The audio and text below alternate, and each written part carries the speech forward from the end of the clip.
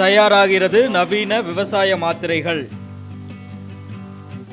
இந்த நவீன விவசாய முறைக்கான சிந்தனையும் ஆக்கமும் உதித்த இடம் திருச்சியை அடுத்த காவக்காபாளையம் என்ற சிறு கிராமம்.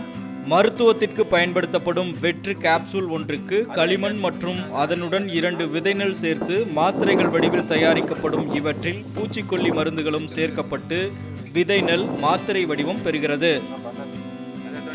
விதைக்கும் விதை நெல்லை நிறுவனங்களில் வாங்கும் இன்றைய விவசாயிகளுக்கு மத்தியில் பொறியியல் பட்டதாரி வெங்கடேசன் இதுபோன்ற மாத்திரைகளை உருவாக்கியிருப்பதும் குறிப்பிடத்தக்கது.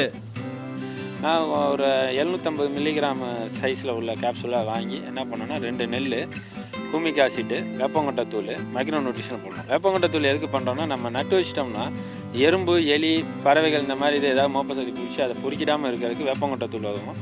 இன்னொரு விஷயம் என்னென்னா, அந்த மண்ணிலே உள்ள நூற்பூச்சி, வேர்பூச்சி இந்த மாதிரி விஷயங்களை அது கண்ட்ரோல் பண்ணும். 3வது விஷயம், அது உரமாகவும் பயன்படும்.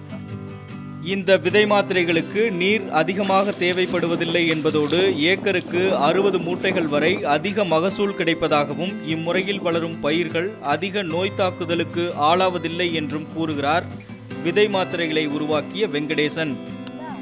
பக்கத்தில் இருக்கிற வயல் பார்த்தீங்கன்னா 30 நாள் நாற்றை நட்டாங்க, நான் கேப்சூலை நட்டேன். என்ன இதில் பார்த்தீங்கன்னா வந்திருக்கு, அதில் 60 தூர் இருக்குது, ஆனால் 30 தான் கதிர் வந்திருக்கு.